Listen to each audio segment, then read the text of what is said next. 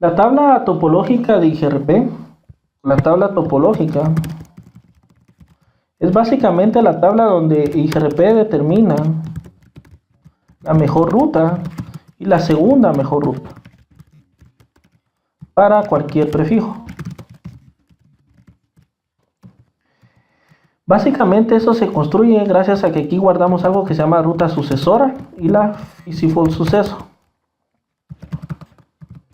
La ruta sucesora es la que se instala en la tabla de enrutamiento.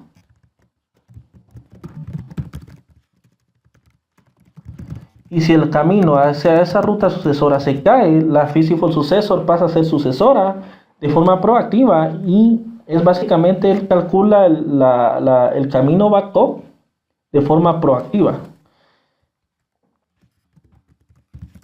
Lo interesante de eso es de que si se cae la ruta principal y entra la feasible successor,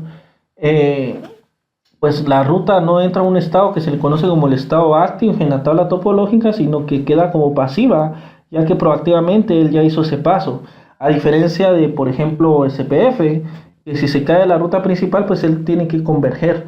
Él tiene que nuevamente pues calcular el short span tree para encontrar el short span first.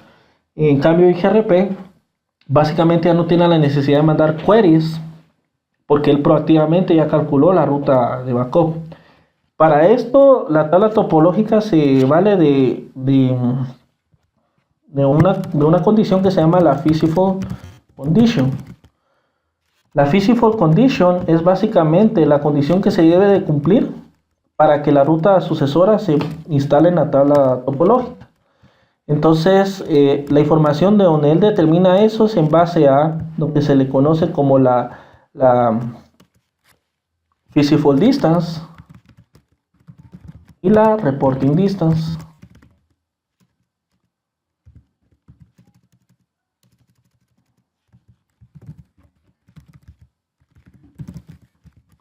La advertised distance o la feasible distance son los mecanismos mediante a nivel lógico de IGRP él determina la ruta sucesora y la feasible sucesor. Por ejemplo, si tuviésemos que definir, por ejemplo acá, desde el punto de vista del router C, cómo alcanzar la red 10.0.0.0, por ejemplo acá, router C, tenemos que determinar vía A, vía B, vía A, vía B y vía C, esos valores. Por ejemplo, vía A tenemos la feasible distance y la reporting distance. Por ejemplo, acá, vía A sería la feasible distance, es la ruta, sería la que se conoce como la ruta local más la reporting distance. En este caso, el router C le cuesta 2 y A le reporta que a él le cuesta 1 llegar a, en este caso, la red 10.0.0.0. Entonces sería 2 más 1, por ejemplo. Obviamente estos valores son random, no necesariamente va a quedar así. Ya vamos a ver que el proceso de IGRP para su métrica es un poco complejo, un poco largo. Pero, por ejemplo, para colocar valores fijos, pues colocamos acá 2, 1, 1, 2, 1, 1. Pero, por ejemplo, acá la feasible distance sería de 3 y la reporting distance sería de 1. Para él hace lo mismo en la otra dirección porque ve obviamente el anuncio de la misma ruta. Entonces, si se da cuenta, él tiene que calcular eso mismo en la dirección hacia B, que en este caso la feasible distance sería de 2 más 1 más 1, sería de 4, y la reporting distance es básicamente cómo B alcanza la misma ruta que le notifica. En este caso es de 2, y vía C sería, por ejemplo, en este caso vía D, vía D, sería de 1, 1, 1 y 1, la feasible distance sería de 4, y la reporting distance sería de 3, porque para D le cuesta 3 llegar a la misma red. Entonces tenemos que determinar cuál es la que va a instalar como ruta sucesora y si existe la condición, si se cumple la condición de factibilidad, pues se instalaría la de backup por cualquiera de las tres vías que el router C tiene para llegar a la red 10.0.0.0. En este caso, ¿cuál es la distancia, la métrica más baja de las tres vías? Pues obviamente es vía router A. Entonces, esta vía al router A sería la ruta sucesor, y que sería la que va a instalar C en su Routing Information Base de IGRP. Y con los otros dos, pues básicamente solo se analiza la reporting distance.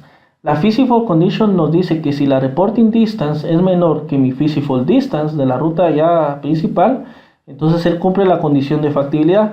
Y aquí, por ejemplo, vía router B se cumple porque la reporting distance es de 2, entonces esta sería la ruta Feasible Successor, y pues vía el router D no se utilizaría porque es igual a la ruta sucesora, que en este caso es 3. Entonces esto no cumple la condición de factibilidad y pues básicamente no se utilizaría el router D como una ruta de backup. Claro está que si se nos cae, por ejemplo, el enlace, si por alguna razón se cae este enlace, pues el router proactivamente no necesita mandar queries al router B o al router D, porque proactivamente él ya determinó que vía router B es la mejor ruta.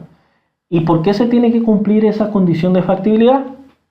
Se tiene que cumplir porque el router C es la manera que él tiene de garantizar de que cuando él mande el tráfico por router B no exista un loop, es decir, que el router B no se lo regresa al router D y el router D se lo regresa al router C. Entonces, la manera de garantizar que no existe ese bucle es básicamente, diciéndolo en términos más prácticos, que si cualquier vecino tiene una mejor métrica que la que yo estoy utilizando para alcanzar esa red, significa de que él no me está usando a mí para alcanzar esa red, porque obviamente su métrica es menor. Entonces nunca va a ser menor si el router pasa a través de mí. Entonces básicamente es, en términos simples, la manera en la que tiene IGRP de garantizar de que yo al calcular la ruta de backup proactivamente no esté generando un bucle. Entonces por eso es de que la condición de factibilidad se tiene que cumplir. Entonces ustedes bien pueden hacer la misma topología que está acá y pues calcular cómo lo vería D, cómo lo vería B y cómo lo vería A. Esto es básicamente para determinar para construir la tabla topológica en IGRP.